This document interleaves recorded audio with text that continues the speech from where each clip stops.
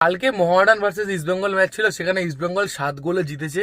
কিছু কিছু মানে মাথায় গন্ডগোল, ছোট থেকে ব্রেনোলিয়া খায়নি, ছোট থেকে ঠিকঠাক মতো সময় ইংলিশন পড়েনি, সেই সব ইস্টবেঙ্গল সমর্থকগুলো কালকের ম্যাচ জিতে তারা দাবি হচ্ছে কালকে তারা 7 গোল দিয়েছে, এর ফলে আইএসএল কমিটি নাকি তাদের চ্যাম্পিয়ন করে দেবে বলেছে।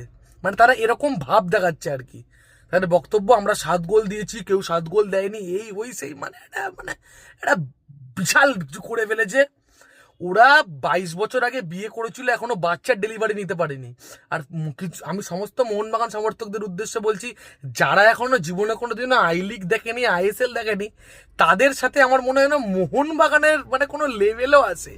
যারা আই লিগ থেকে, আইএসএল থেকে, আইএসএল শিল্ড থেকে এক এক না একাধিকবার ISL cup, ISL shield, I লিগে একাধিকবার জিতে বসে আছে, তারা উত্তর দেবে কাদের? যারা 9, 10, 11 নম্বর থাকে, এদের বাচ্চা হয়েছে এখনো, এই বিয়ে হয়েছে এখনো বাচ্চার ডেলিভারি নিতে পারেনি যারা, তাদেরকে তাদেরকে কি উত্তর দেওয়াটা সাজে মোহনবাগান সমর্থকদের?